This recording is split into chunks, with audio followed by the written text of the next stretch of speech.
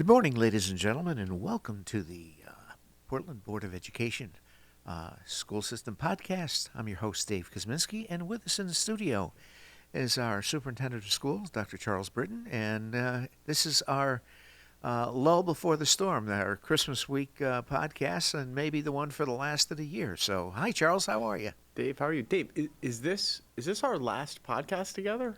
I think it will be. Wow. Well, not unless we get one, because I'm going to be retiring January 19th. Congratulations. So if we want to get one in before I go, you're more than welcome to, and so forth. So this is, Wow. 50 years is enough. My expiration date is gone. 50 years. You've been with Portland 50 years, Yep. Dave. Wow. Who Good would've- for you. God bless. Who would have thunk? Who would have thought? How fast did it go by? It's amazing. It's, you just get up and go to work every day. You get up, you go to work every day. Yeah. And that's the bottom line. It's a lot of hours, a lot of friendships, a lot of projects. Yes, and it's been a nice ride. It's been a great ride, and made a lot of great friends and great acquaintances, and it's been fun. It's been Well, you fun. did it in a really lovely place. Yes, I have no qualms, about it all. As far as that goes, it's been a nice ride, and I'm a little bit apprehensive, bringing, what the next chapter is what to bring, and I've gone go all my life, and I'm just kind of a little bit apprehensive, when you turn that water faucet Yeah, off. absolutely. Well, you know what? You will fill the time. Everybody who I've ever known that's retired has always said, there still aren't enough hours in the day to do everything I want to do. So No. you just fill new things. Well, Yeah. I've got the music store, so that's gonna devote most of my Yeah. efforts down there. So go there. So now that's gonna be it. So great. So tell us what's happening in the school system. Well, we're in a good place. I mean, it's we're the week before, the Wednesday before the holiday break, so everything is merry and bright right now. It's lovely Yes. driving around town, and people go above and beyond in this community to decorate their homes. It's Absolutely. both for Halloween and Christmas. To anybody listening to this who spent all that time hanging those lights, well done. I hope they all didn't blow off this past Monday. That was Oh my gosh. a tropical storm in December came whipping through here. And, Yes.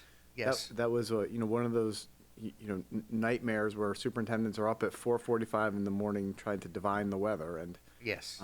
that storm just peaked around 8:30 a.m. and Yeah, we did make the decision to close, and I'm really glad it was the right call. Like, there before the grace of God go I, Dave, a tree fell down across the bus loop at Valley View at 8:30 in the morning. Wow.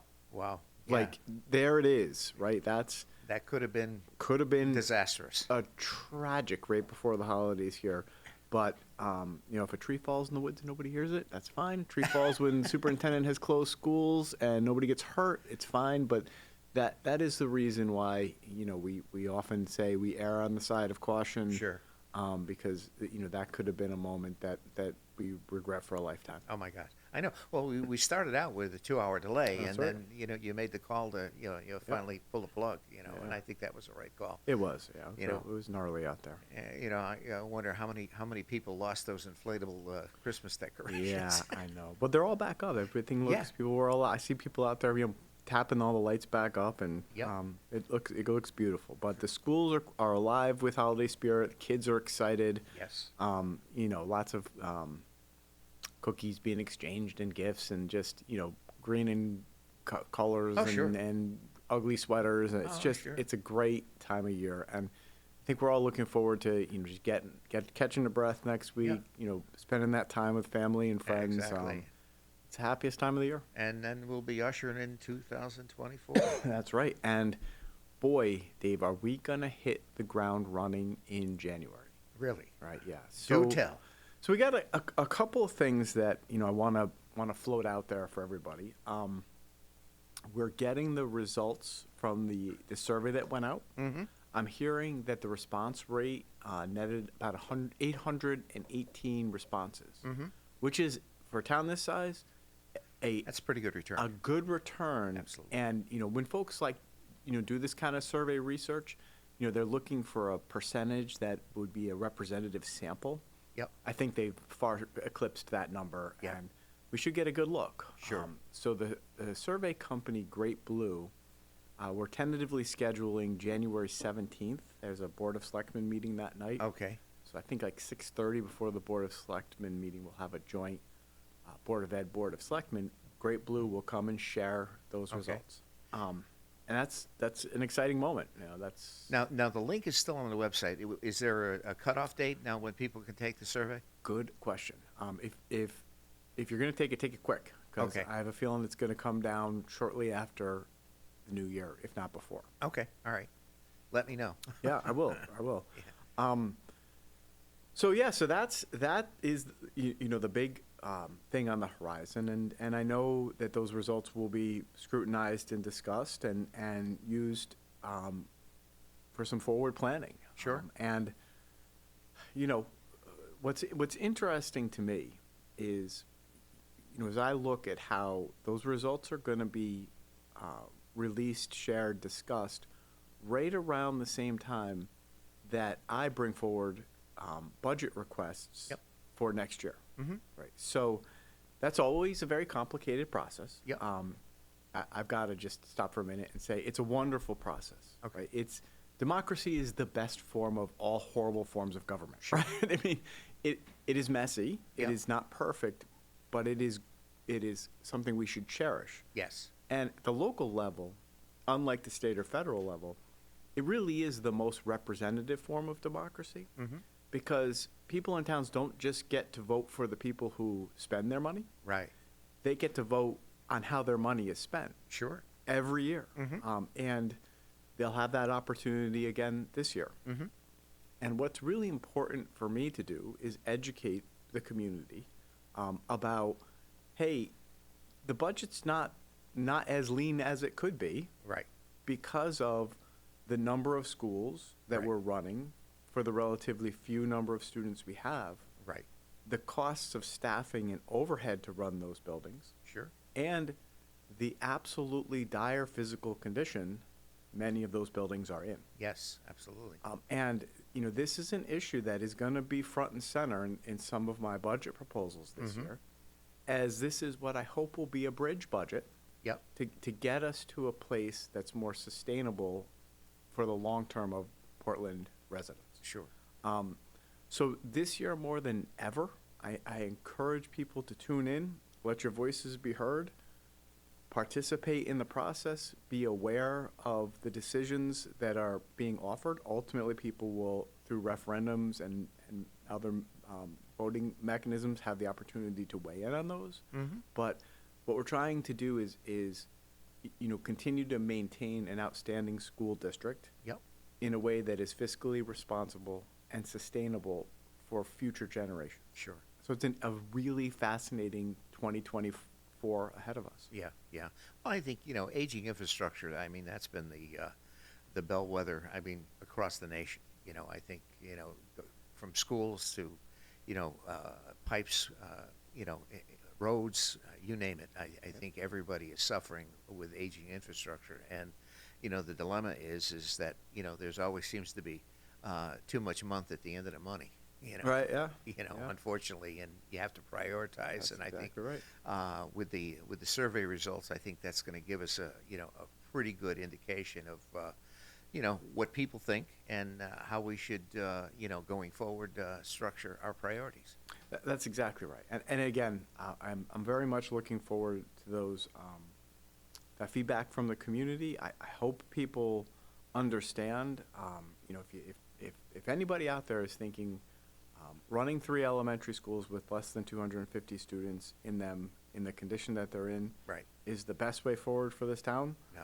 they should give me a call Yes. and let me share with them how much it costs. Yeah. And I would love to give anybody who thinks I'm Chicken Little Yeah. Yeah. a tour. Yeah. Well, Especially if I gave you a tour after this week's storm yes. and you saw the flooding Yes. at Valley View. It's terrible, Dave. Yeah.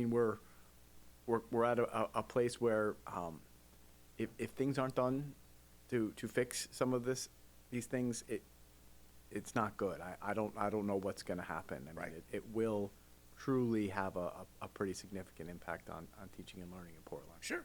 When you have roofs that leak, and and they're not maintained, you've got to to deal with those things head on, and unfortunately, if you don't, it's like you say, it's going to be very, very a dire situation. Right.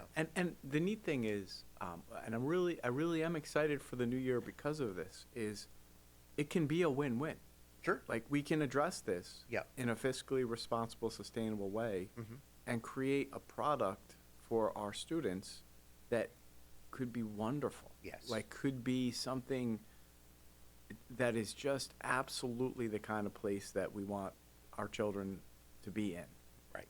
And that's there are real win-wins out there for us if we're smart, thoughtful, we communicate well, and we make the right decisions starting January 1st, 2024, which is right around the corner. Well, as we're, obviously, as the new year goes around the corner, the town is going to have to start, crafting their budgets going forward, not only from the Board of Education side, but also on the government side. There's, you can only, as I say, you can only kick the can down the road so many times, Right. And then it comes back to bite you, so. Right. The sooner that we address the issues, and like you say, I think with a thoughtful plan, I think we can alleviate a lot of the issues going forward. Exactly. Yeah, exactly. So, beyond that, I'm excited about the new year. I feel like we're in a really, really good place. All of our sports teams in the fall did really well. Winter is underway. The winter concerts were just terrific. yes. Students are happy, engaged. We're totally back to pre-pandemic. Sure. Students. We've recovered a lot of those mental health challenges. The learning loss is recovered. Gildersleeve was a school of distinction this year. I'm just so optimistic, and we're hitting all the right notes, and all the arrows are pointing up. Well, and also you get the musical is starting to rehearse, and that you're getting in shape. And I have to compliment you on the track. The track is beautiful. Is awesome. I'm now I'm back walking every morning at 4:45 in the morning. Yeah. I do my mile. Big shout out to Ryan Curley and the Board of Selectmen and Bob Shea and everybody who pulled together to get that thing done in a reasonable time frame. It's beautiful. Anybody who wants a great walk, come on up and take a walk. You don't have gorgeous. to. You don't have to dodge all the pitfalls, the cracks. Yeah, don't trip or God. So it is Disaster. unbelievable, but it is great. So, going forward, like I say, the musical is on task. They're going to be that's going to be in Good question. Yeah, I don't have the dates for it off the top of my head. March usually? Yeah, it's usually in March as far as that goes. So, anyway, and it's amazing how many students are engaged in that. With the small student population that we have, better than 3/4 of the school. Oh, and the faculty and the pit band and everything. Are involved in one way, shape, or form. Whether it's tech crew, whether it's scenery, whether it's musicians, whether it's cast. It's a really a village cooperative. Yeah, it takes a village. That's great. Yep, you're exactly right. And the shows they're spectacular. Even if you don't have kids in them and are looking for a good date night, or absolutely, come on out. Go have dinner in town and come on up and see a show. You won't be disappointed. You won't regret it. You won't regret it. So anyway, well that's great. Going forward, what are the new educational initiatives coming down the pike from? Obviously mandates from the state and are coming down, and that changes. We have a whole bunch. January 1 usually introduces a raft of new laws that sort of take effect, and the legislature this past session was very busy with different expectations for schools and evaluation programs and reading programs and transparency measures. Look, it's nothing unmanageable. Right. It's something we are very much on top of. At STEM, I am blessed with a really smart leadership team, really engaged teachers who are aware of these things and often seeing them for what they are. Sure. But within all of these, looking for the opportunities to grow. Right. And there's no sense in any corner of our organization that things are fine because it's the way we've been doing them for a long time. Right. I think there's real chances to say, hey, what's the impact of AI going to be on schools? How do we deal with that? Amazing. Right. What's the impact of this new research on how students learn best, or how students' behavior can improve, or how climate and culture in schools can be enhanced? We teachers are absolutely the epitome of lifelong learners. Sure. And some faculties, I've seen in the past some teachers get a little entrenched and a little defensive. Mm-hmm. Here in Portland, I think it's the opposite. Right. What I sense from our faculty is that we're good, we're actually great, but there's always opportunities to get better. Sure. And certainly it doesn't mean we don't bring an uncritical eye to things. Yeah. But yeah. it does mean there's always a recognition to grow. Yeah, yeah. Well, I'm amazed on, how, as far as on the learning curve, our students are very engaged to the Very. point, so, and the teachers on the respective are very engaging as well. I mean, they listen to the students, even if you're not up to the latest trends. Okay. Right. The students educate you. I find that, they are in themselves a wealth of knowledge and, on the forefront of a lot of the educational initiatives and technological initiatives that are coming down the pike, AI being one of them. And obviously, it's going to affect a lot of the industry. I'm seeing it in the music industry, composing music, lyrics, and so forth. And it's amazing. But it's once the dust settles, there will be a place. I'm glad you said that, because sometimes I don't feel like I compliment this generation of young people enough. Yeah. Right. I think it's an age-old tradition where we old people can kind of cast aspersions, or look at this generation with their heads in their phones, and when I was growing up. I think that's sort of like the boomers did it to we Gen Xers, we Gen Xers have done it to the millennials are now doing it to this generation. But I will tell you this generation of young people are wonderful. They are kind, they're engaged, they're unbelievably Sure. smart and savvy. And sometimes I listen to like the pundits and people out there, you are going to be indoctrinating these kids to believe that or not. I really would love for anybody who thinks that I would have the ability to indoctrinate a kid in this generation to go talk to them. Yeah. They are so worldly, Yes. so aware, and I think that's a function of their access to technology. Yes. So tuned into what's going on, Yeah. so thoughtful and so driven that they just laugh at that. I Yeah. mean, like there would be like I can just hear some sophomore being like, "Yeah, right. You're going to indoctrinate me, please," Right, right. because they're so thoughtful about the world that they're in. Sure. That they're almost immune to that, and they just got to laugh at it. And Oh, yeah. and so sometimes I hear that kind of stuff about how we're going to make kids think this way, and I just think it shows a certain level of ignorance about what this generation of young people actually is. Sure. And I am very hopeful for the future, because we're going to hand it off to these guys. Yeah. Well, you get to a point where social media has played a huge role, okay, in not only educating students, but these students, the social media aspect has affected education. It has affected business. Without social media today, it's just like if back in our day, when you had to look up a phone number, you pulled out the yellow pages. Right. There's no such thing as a yellow page now. I mean, it's everything is out there. Right, and these students, I trust them. They're doing the right things. They're not all perfect. No. Some students are making mistakes. Their frontal cortexes aren't fully developed until 25. Let's get real. Yep. But on the whole, I would encourage anybody, if you have the opportunity, please go sub in a school. Sure. Go spend a day in a school around large groups of 5 to 18-year-old kids, and just listen to them, see them, look at how they interact with each other. They're great people. They're such amazing, smart, talented, thoughtful, looking ahead, driven, motivated, caring group of people.